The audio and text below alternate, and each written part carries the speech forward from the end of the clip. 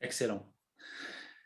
Excellent, Sophie. C'est vrai qu'on peut partir encore très loin dans ces compétences d'écoute et ça peut ramener aussi d'autres compétences, mais je vais m'arrêter là parce qu'il y a quelque chose. Je sais que ça te tient à cœur et tu as même voulu démarrer avec ça tout à l'heure. Et effectivement, c'est une compétence ICF, hein, la notion de présence. C'est quelque chose qui est référencé aussi chez ICF. Et moi, je la considère faisant partie de plus du savoir-être, hein, que le savoir-faire, hein. On a parlé de deux compétences plutôt techniques, l'écoute, quoique l'écoute active, elle est à cheval entre la technicité et puis le savoir-être.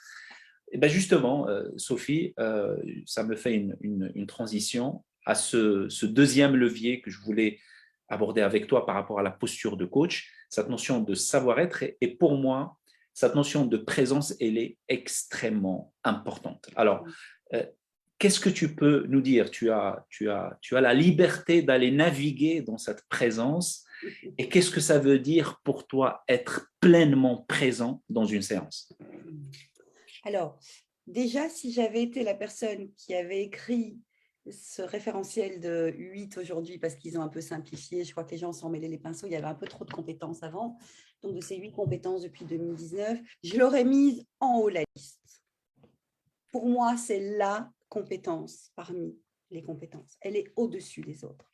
Parce que rien, mais c'est un point de vue, hein, je ne dis pas que j'ai raison, mais mon point de vue ici, c'est que rien n'est possible si je ne suis pas, j'aurais dit, être et rester.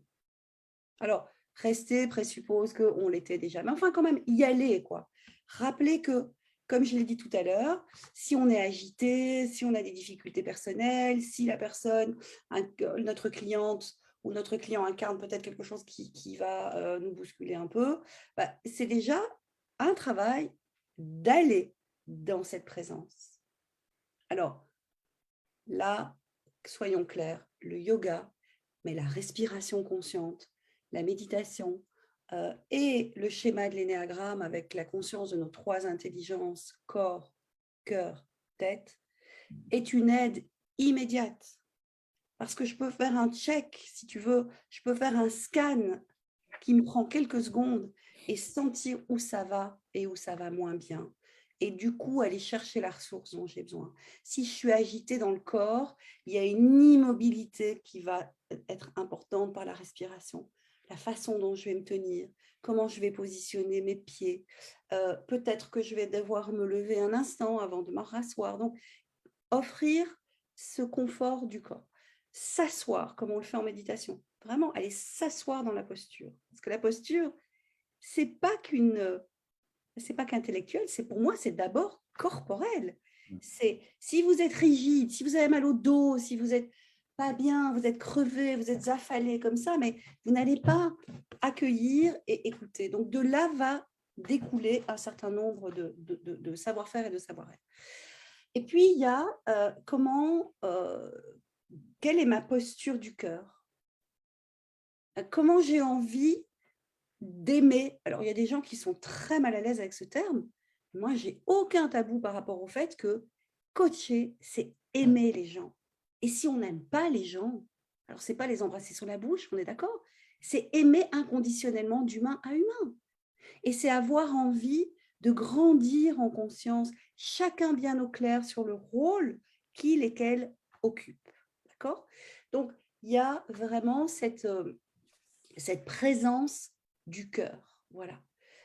Et que l'autre sente, donc celle qui vient vous voir dans votre cabinet, sente que inconditionnellement, zéro jugement, vous êtes dans cette posture d'ouverture du cœur. Bien.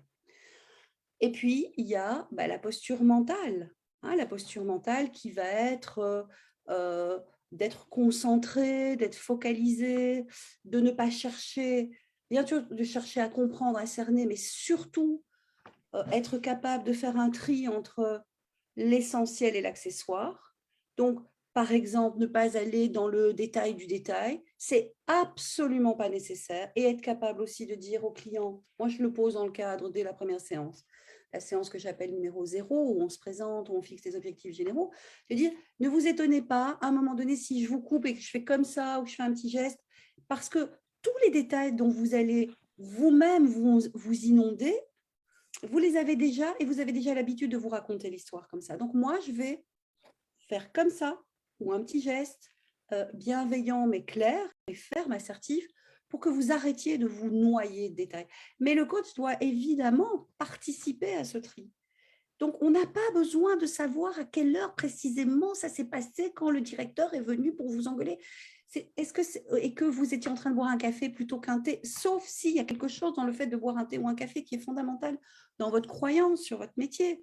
Mais vous voyez, c'est vraiment aller dans la structure, dans la structure de la pensée, de l'émotion, des besoins du client. Et donc ça nécessite aussi une posture, oui, de tri et d'être dans une forme de légèreté. C'est pas grave si vous avez raté une phrase. Voilà, justement, alors les questions vous permettent de dire, et de reformulation. Donc, si je comprends bien, vous voyez, et ça, vous ne pouvez pas le faire si vous n'êtes pas en présence. Si vous êtes en train de vous dire, en fait, mon client, son problème, c'est ça, vous l'avez quitté à ce moment-là. Donc, vous ne pouvez pas le quitter. Vous ne pouvez le quitter à aucun instant. Et ça Sophie, ça me fait penser à, quand je t'entends là parler de cette notion de présence, ça me fait penser à cette notion de lâcher prise et d'acceptation. On a beaucoup de choses à lâcher, Sophie.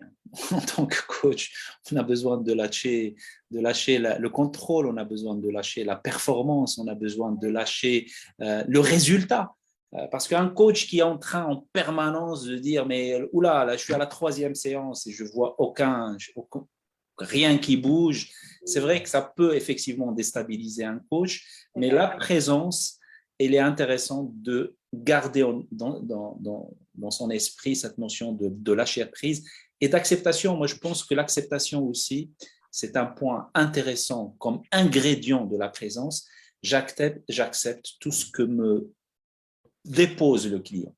Et ça va rejoindre le non-jugement et tout ça. Donc, dès que je suis dans ce mindset de lâcher prise et d'acceptation, effectivement, je peux développer une présence assez intéressante, en tout cas pour mener une séance ou un programme de coaching avec mon client et de l'emmener vers quelque chose d'intéressant.